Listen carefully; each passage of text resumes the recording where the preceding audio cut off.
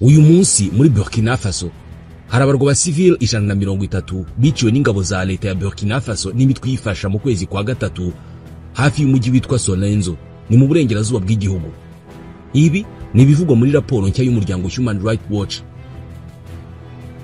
Iyi raporo ivuga ko ubwo bwicanyi ngo bwakurikiye igikorwa cyayobowe n'ingabo zidasanzwe za Burkina Faso cyaranzwe no kwica abasivili benshi ndetse no kwimura abaturage bo mu bwoko bw'Abapel.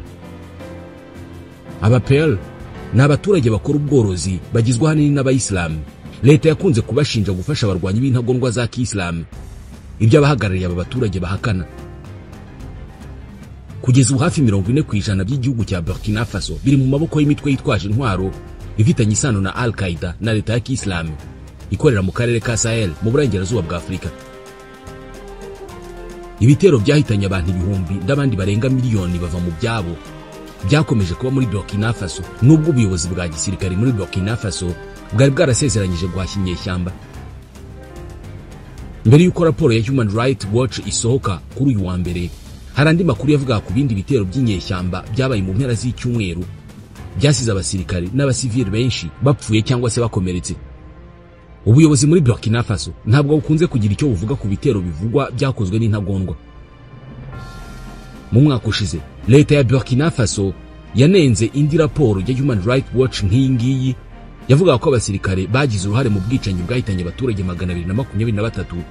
Leta ikavuga ko ibyo birego nta shingiro bifite. Icyo gihe yanatangaje ko ibirego byose birebana n'ihohoterwa ry'uburenganzira bw'abantu rikekwa ku ngabo mu rugamba rwo kurwanya iterabwoba ngo bikurikiranwa mu buryo buhamye.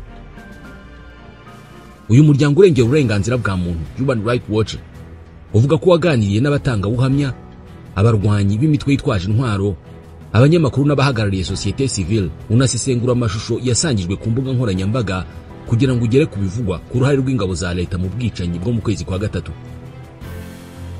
Human Rights Watch yanigeze gutangaza ko ingabo za leta ngo zishobora kuba zaragize uruhare muri ubwo bwicanyi hashingiwe ku mashusho yagaragazaga abantu benshi bapfuye cyangwa se bakomerekejwe.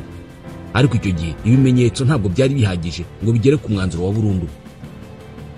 Kuri ubu uyu muryango uravuga ko ubushakashatsi bwimbitse wakoze bwagaragaje ko ingabo za Burkina Faso arizo ziri nyuma y'ubwo bwicanyi bwahitanye abasivili b'Abapel. Human Rights Watch ivuga ko ubwicanyi ndengakamere bukorerwa abasivili n'ingabo za leta, imitwe yitwaje intwaro y'abaturage ndetse n'intagondwa za Kisilamu ngo bushobora gufatwa nk'ibyaha by'intambara cyangwa se ibindi byaha bikomeye bihonyora uburenganzira bwa muntu. Human Rights Watch yasabye leta ya Burkina Faso gukora iperereza no gukurikirana mu nkiko abakekwaho kugira uruhare muri ubwo bwicanyi. Ibi bitangajwe mu gihe Captain Ibrahim Traoré uyobora Burkina Faso yarakimara gutaha avuye i Moscow, aho kuwa gatanu w'icyumweru gishize yahuye na Vladimir Putin bakaganira ku bufatanye mu bijyanye n'umutekano mu karere ka Sahel. Kuva igisirikare muri Burkina Faso cyafata ubutegetsi, Burkina Faso yahinduye icyerekezo iva ku bufatanye n'igihugu cyahoze cyikolonije ari cy'Ubufaransa ijya kwiyegereza Uburusiya mu rugamba rwo kurwanya inyeshyamba za Kisilamu. Ibi byose bishingirwaho na benshi bakunda Captain Ibrahim Traoré bavuga ko arimo kurwanwa n'uburengerazuba bw'isi, ku buryo izi raporo zose zigamije kugaragaza Captain Traoré ko atari umutegetsi w'igitangaza ukwiye gukundwa nk'uko abanyafurika bamukunze. Nibyo uyu mutegetsi w'imyaka 37 akunzwe n'abanyafurika batagira ingano, ku buryo hari n'abavuga ko ashobora kuba ari we president ukunzwe kurusha abandi bose muri Afurika yose uyu munsi. Kubera iki? Mu nkuru ikinyamakuru cya BBC gahuza miryango cyanditse mu gitondo cyo kuri uyu wa mbere cyavugaga uburyo Captain Ibrahim Traoré umutegetsi wa gisirikare wa Burkina Faso amaze kubaka izina nk'umutegetsi ukunzwe kandi ukunda Afurika ugamije kubohora igihugu cye icyabona nk'ubukoloni bw'iki gihe bw'ibihugu byo mu burengerazuba bw'isi. Ubutumwa bwe bwumvikana muri Afurika yose no hanze yayo, aho abamushyigikiye babona ko arimo kugera ikirenge mu cy'intwari za Afurika nka Thomas Sankara nawe wa Burkina Faso bamwe bitaga Che Guevara wa Afurika. Beverly Ochieng ni umushakashatsi mu kigo Control Risks yabwiye BBC ati Traoré izina rye rimaze kuba rinini. Numvise abanyapolitike ndetse n'abanditsi mu bihugu nka Kenya bavuga bati niko bimeze, niwe mugabo. Beverly yongeraho ati ubutumwa bwe burebana n'ibihe turimo, aho abanyafurika benshi bakemanga imibanire n'uburengerazuba banibaza ko ku mugabane nk'uyu nguyu ukize cyane ku mutungo kamere hakiri ubukene bukabije. nyuma yo gufata ubutegetsi ku ngufu mu 2022 ubutegetsi bwa Traoré bwahise bucana umubano n'Ubufaransa bwahoze bukoronje iki gihugu, maze bukomeza ubushuti n'Uburusiya, harimo umubano mu bya gisirikari, banatangira politike y'ubukungu isa n'iy'Uburusiya. Iyo politike irimo gushinga kompanyi ya leta y'ubucukuzi n'ubucuruzi bwa mine, harimo gusaba kompanyi zo hanze y'igihugu gutanga 15% by'imigabane yazo ku bikorwa bakorera mu gihugu no guha ubumenyi aba Burkinabe. Iri tegeko rinareba Nord Gold, kompanyi yo mu Burusiya yatangiye gukorera muri Burkina Faso mu kwezi gushize mu bucukuzi bwa zahabu. Nka kimwe mu byo Traoré yita impinduramatwara yo gushaka uko igihugu cye cyakungukira mu mutungo kamere wacyo, ubutegetsi bwe burimo kandi kubaka uruganda rutunganya zahabu ndetse no gushyiraho ububiko bwa zahabu, ikintu cya mbere mu mateka y'icyo gihugu. Gusa kompanyi zo mu bihugu byo mu burengerazuba bw'isi zo zirimo guhura n'ibihe bikomeye, nka kompanyi yitwa Salama Resources ikorerayo ariko yo muri Australia, irimo kurega leta ya Burkina Faso nyuma y'uko yambuye uburenganzira bwo kuhakorera. Leta kandi yahaye kompanyi zo mu gihugu ibirombe 2 bya zahabu, mbere byari ibya kompanyi yo mu Bwongereza, kandi mu kwezi gushize leta yavuze ko igiye gufata n'ibindi birombe bya kompanyi mvamahanga. Enoch Randy Aikins ni umushakashatsi mu kigo Institute for Security Studies cyo muri Afurika y'Epfo, yabwiye BBC ko impinduramatwara zikaze za Traoré zongereye ugukundwa kwe muri Afurika, ariko zinamwongerera kwangwa mu burengerazuba bw'isi. Enoch ati ubu bashobora kuba ari we perezida ukunzwe cyane kurusha abandi muri Afurika. Ugukundwa kwe kwakongejwe cyane n'imbuga nkoranyambaga, harimo n'ibivugwa bitari ukuri bigamije gusiga amavuta isura ye. Amashusho yakoreshejwe ubwenge buhangano cyangwa se artificial intelligence yerekana abahanzi b'ibyamamare nka R. Kelly, Rihanna, Justin Bieber ndetse na Beyoncé baririmba uyu mugabo, nubwo bitigeze bibaho mu by'ukuri. Beverly Ochieng wo muri Kenya avuga ko Traoré yabonywe cyane n'Abanyafurika mu nama ya Russia Africa Summit yabaye mu 2023, abwira abategetsi ba Afurika ngo bareke kwitwara nk'ibikinisho bibyinishwa imbyino yose abakoroni bacuranze. Iryo jambo rye ryasubiwemo cyane n'ibinyamakuru mu Burusiya, byagize uruhare rukomeye cyane mu kugaragaza isura nziza ya Traoré nk'umuntu ukunda Afurika. Beverly avuga ko kubera iyo njyana ihabwa intege n'imbuga nkoranyambaga, isura ya Traoré yakwiriye henshi ku isi, harimo no mu Banyamerika bakomoka muri Afurika ndetse no mu Bongereza babirabura nk'uko abivuga. Beverly ati umuntu wese wahuye n'ivanguramoko, ubukoroni n'ubucakara ashobora kwiyumva mu butumwa bwe, akomoza ko kuba umuraperi w'umwirabura wo muri Leta Zunze Ubumwe za Amerika Meek Mill. Yaramutangaje ku rubuga rwa X mu mpera z'umwaka ushize, avuga uburyo akunda imbaraga n'umutima bye, nubwo yibeshye Traoré akamwita Burkina Faso nyuma agasiba ubwo butumwa. Gusa perezida w'Ubufaransa we ntabwo ari umufana wa Traoré. Asobanura Traoré nk'umwe mu bashingira amagambo ye ku mpaka zimaze igihe kinini hagati y'ubwigenge n'ubukoroni. Traoré arakunzwe cyane nubwo yananiwe kugera ku byo yemereye Abanyaburkina Faso byo kurandura umutwe witwaje intwaro wiyitirira idini ya Islam, umaze imyaka 10 utera impagarara n'ivangura, ndetse ubu ngubu wagukiye no mu gihugu gituranyi cyahoze gitekanye cya Benin. Ubutegetsi bwa Traoré kandi bwibasiye cyane abatavuga rumwe n'ubutegetsi, itangazamakuru, imiryango itari ya leta, kandi buhana abamunenga barimo abaganga n'abacamanza, bakabohereza ku rugamba kurwanya wa mutwe witwaje intwaro wiyitirira idini ya Islam, ngo ni mu rwego rwo kubereka icyo abasirikari bakora.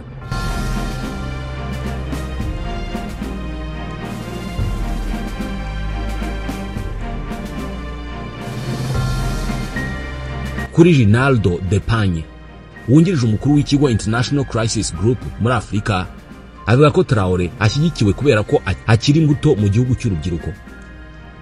Ikigereranyo cy'imyaka muri iki gihugu ni imyaka 17. Yabwiye BBC ati akoresha hahise mu kubaka izina rye nk'uwaje ameze nka Sankara, kandi azi ubugeni bwa politike. Uko utera ubwoba igihugu cyose kubera intambara ukizeze ejo hazaza, niko abantu barushaho kugukunda.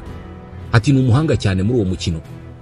Sankara yagiye ku butegetsi binyuze muri coup d'etat yabaye mu 1983, yari afite imyaka 33, maze igihugu cyose kimujya inyuma mu ntero ivuga ngo igihugu cyangwa se urupfu tuzatsinda. Yishwe nyuma y'imyaka 4 mu yindi coup d'etat yasubije Burkina Faso mu mubano n'Ubufaransa kugeza Traoré afashe ubutegetsi. Umusesenguzi mu by'umutekano Professor Kwesi Aning wo muri Ghana avuga ko gukundwa kwa Traoré gusobanuye impinduka muri politike zirimo kuba muri Afrika, by'umwihariko Afrika y'Uburengerazuba. Ubushakashatsi bwakozwe na Afrobarometer mu 2024 mu bihugu 39 bya Afrika bwerekanye ugusubira inyuma mu gushyigikira demokarasi nubwo ari ikiri imbere mu buryo bw'imitegekere bwifuzwa. Professor Aning yabwiye BBC ati demokarasi yananiwe guha icyizere urubyiruko, ntabwo yahaye urubyiruko imirimo cyangwa se uburezi n'ubuzima byiza. Avuga ko Traoré arimo gutanga andi mahitamo, ari nako agarura ibitekerezo by'ibihe bibiri by'ingenzi: igihe cya nyuma cy'ubwigenge ahari abategetsi nka Kwame Nkrumah wa Ghana na Kenneth Kaunda wa Zambia, n'igihe cya nyuma yaho cy'abantu nka Sankara na Jerry Rawlings bakoze kudeta nazo zashyigikiwe cyane icyo gihe. Mu kwezi kwa mbere muri uyu mwaka, mw'irahira rya perezida mushya wa Ghana John Mahama, Perezida Traoré yishimiwe bikomeye n'imbaga yari ihari kurusha undi wese ubwo yageraga aho byabereye yambaye imyenda ya gisirikare na pistole ku itako. Professor Aning ataho hari abandi bakuru b'ibihugu 21, ariko Traoré yinjiye bahise bishima cyane, yewe n'abarinda umukuru w'igihugu cyanjye birutse inyuma ye. Traoré atanga ishusho itandukanye cyane niyo bamwe mu bategetsi b'ibihugu bya Afrika bagorwa no gutambuka n'amaguru kubera izabukuru, ariko bakagundira ubutegetsi biba amatora nk'uko Aning bivuga. Ati Traoré yifitiye icyizere n'isura ifunguye cyane n'inseko, ni umuntu w'ijambo ry'imbaraga kandi yerekana nk'umugabo w'abantu. Amakuru aheruka gutangazwa na Banki y'Isi n'ikigega mpuzamahanga cy'imari yahaye imbaraga ubutegetsi bwe mu kuvuga ko ubukungu bwa Burkina Faso buhagaze neza, kandi ubutegetsi bwateye intambwe mu byo bwinjiza mu kugabanya imishahara y'abakozi no gushora mu burezi, ubuzima no gufasha abakene. Banki y'Isi ivuga ko nubwo izamuka ry'ibiciro ryavuye kuri 0.7% mu 2023 rikagera kuri 4.2% mu 2024, ubukene bukabije, abaturage batunzwe no munsi y'amadolari 2 ku munsi, byose byagabanutseho hafi 2%, rugera kuri 24.9% kubera kuzamuka gukomeye mu buhinzi n'urwego rwa service. Nubwo izi raporo z'ibigo by'imari byo muri Amerika ari nziza, imibanire ya Burkina Faso na Amerika hamwe n'Ubufaransa ntabwo byifashe neza habe na gato.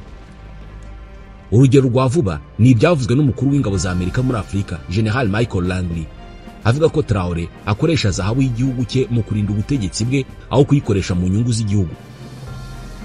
Ibi byabaye nko gushimangira uko Amerika isanzwe ibona ibintu, ko ingabo z'Uburusiya zirinda Traoré, Uburusiya nabwo bugahabwa umugabane mu bucukuzi bwa zahabu ya Burkina Faso.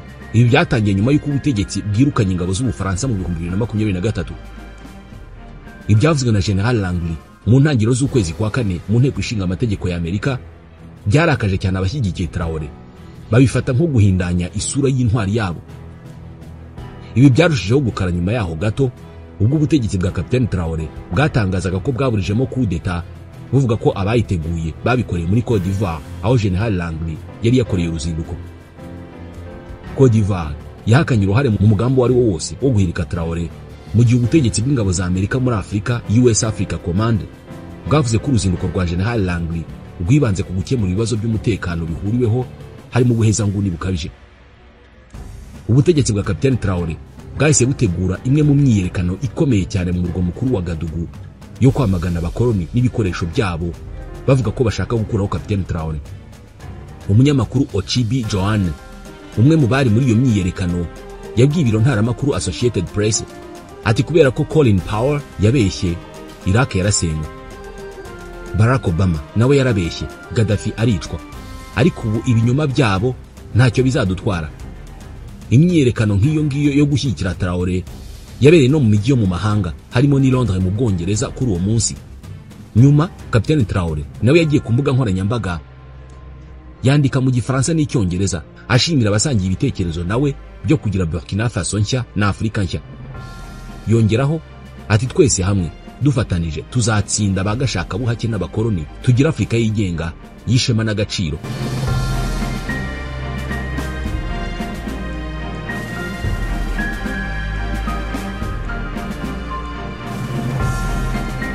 Biragoye kumenya amaherezo y'uyu mukapiteni ukiri muto, gusa we n'abandi bategetsi ba gisirikare muri Mali na Niger banyeganyije Afrika y'Uburengerazuba n'ibindi bihugu bifata urugero rwabo byirukana ingabo z'Ubufaransa.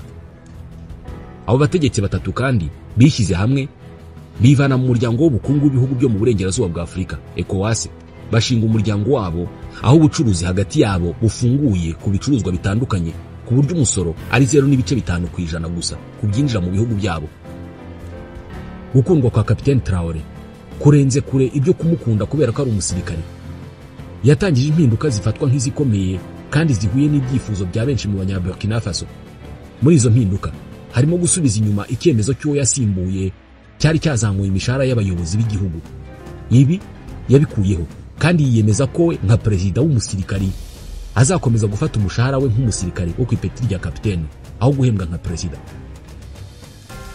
Mu rwego rwo kwigenga ku mutungo kamere w'igihugu, Kapiteni Traore yeguriye leta imishinga ibiri y'ubucukuzi bwa zahabu ndetse anahagarika kohereza hanze y'igihugu zahabu itunganyije, cyane cyane kuyohereza mu Burayi. Ibi byo ni sakirirego. Aho kubikora yafunguye uruganda rwa zahabu imbere mu gihugu ruzajya rutunganya nibura toni 150 za zahabu buri mwaka. Ibi abaturage barabimukundiye ariko abanyaburayi barabimwangira. Ibindi bikorwa by'ingenzi amaze gukora birimo nk'ishingwa ry'ikigo cy'igihugu gishinzwe guteza imbere ibikorerwa mu mwuga wo gutunganya ipamba. Yanatangije iyubakwa ry'ikibuga cy'indege gishya ndetse atangiza ishoramari rikomeye mu buhinzi. Ibi nabyo abaturage barabimukundira kubera ko byose abikoze mu myaka 2. Nubwo ibyo bikorwa bigaragaza umugambi mwiza wo guteza imbere inganda mu gihugu, Burkina Faso byemezwa ko ikwiye kwirinda kugwa mu mutego usanzwe usanga mu bihugu byinshi bya Afurika, aho ibigo bya leta byibasirwa n'imicungire mibi, ruswa n'ubunebwe. Byongeye kandi Kapiteni Traore yanze inkunga itangwa n'ikigega mpuzamahanga cy'imari na banki y'isi, avuga ko igihugu gishobora kwiyubaka kidashingiye ku nguzanyo z'ibihugu byo mu burengerazuba bw'isi cyangwa se ku mahame aherekeza izo nguzanyo n'inkunga. Ku bantu bamwe ibi byafashwe nk'ikarita y'ubwigenge bwa Afurika mu miyoborere yabo. Ku rubyiruko, ubutegetsi bwa Kapiteni Traore bushyira imbere uburyo bwo kugaragaza ubushobozi bw'abato, ariko ku baturage benshi basanzwe icy'ingenzi kurusha ibindi ni uko imibereho yabo ya buri munsi itezwa imbere. Mu gihe isi iri mu bihe by'ihungabana n'ihindagurika ry'inkunga mpuzamahanga, Afurika ikeneye gushaka inzira zayo bwite zo kwigira no kugenzura umutungo kamere wayo. Nk'uko bimeze mu bindi bihugu byinshi bya Afurika, Burkina Faso ifite umugisha wo kugira umutungo kamere mwinshi, kandi igihe wacungwa neza ushobora guhindura ubuzima bw'abaturage bayo. Igihugu cya Burkina Faso gifite umutungo kamere utandukanye kandi gitunganya ku rugero runini zahabu, zinc, umuringa, manganese, phosphate n'ibuye ryitwa limestone. Kandi iki gihugu kinafite ububiko bw'amabuye y'agaciro atarakorwaho nka diamant, bauxite, nickel n'iryitwa vanadium. Hari intambwe imaze guterwa. Umusaruro mbumbe w'igihugu GDP ubarwa hakoreshejwe igipimo cy'isoko wariyongereye cyane muri Burkina Faso, uva kuri miliyari 3 na miliyoni 200 z'amadolari y'Amerika mu 1990 ugera kuri miliyari 18 na miliyoni 300 mu 2023. Icyarimwe ubukene bukabije bwaragabanutse buva kuri 83% bugera kuri 27.7%.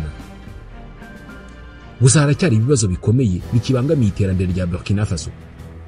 Raporo y'iterambere rya muntu y'umwaka 2023-2024 yerekanye ko Burkina Faso iri mu bihugu bifite iterambere riri hasi cyane, aho iri ku mwanya w'185 mu bihugu 193 ku rutonde rwa Human Development Index.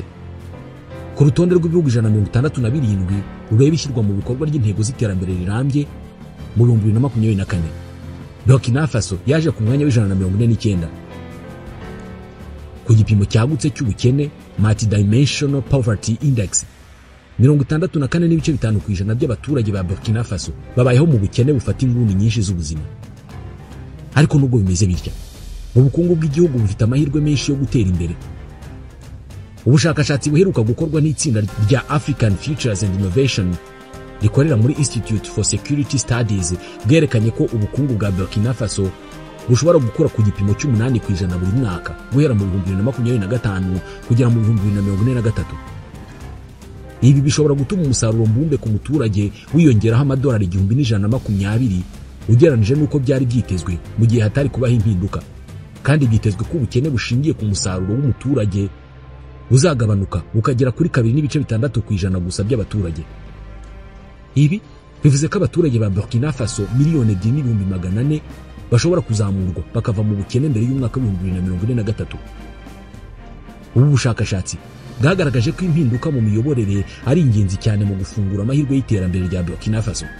Koko rero imiyoborere myiza ishobora kongerera umuturage umusaruro mbumbe, ibyo bita GDP per capita ho amadolari 240 ugereranije n'uko byari byitezwe, kandi kazamura abandi bantu 500,000 bakava mu bukene bukabije.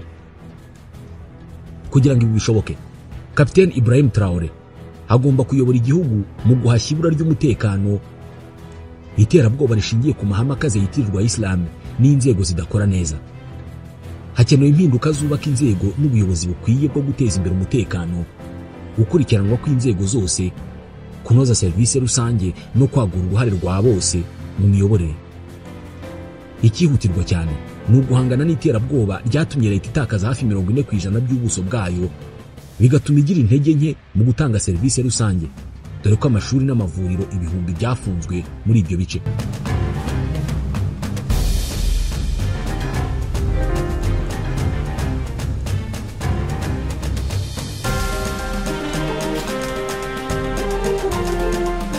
Ishami ry'umuryango w'abibumbye ryita ku mpunzi rivuga ko abantu barenga miliyoni 2 bahungiye mu gihugu imbere, naho abakeneye ubufasha biyongereyeho 35% hagati y'umwaka wa 2022 n'2023.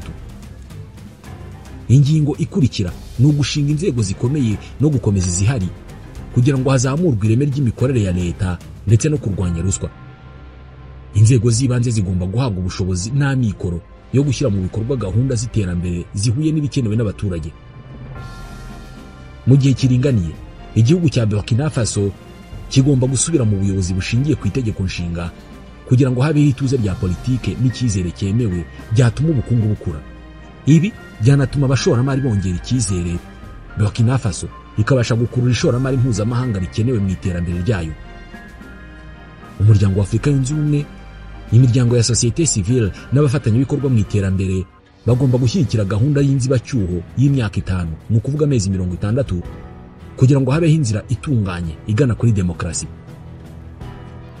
Wa mushakashatsi BBC yavugishije witwa Enoch Randy Akins avuga ko Traoré ashobora kwigira ku bandi, ko ubwo Rawlings yafataga ubutegetsi muri Ghana afite imyaka 32 yiswe Yezu muto, ariko nyuma y'imyaka 19 yananiwe guhangana na ruswa nubwo yafashije kubaka demokarasi.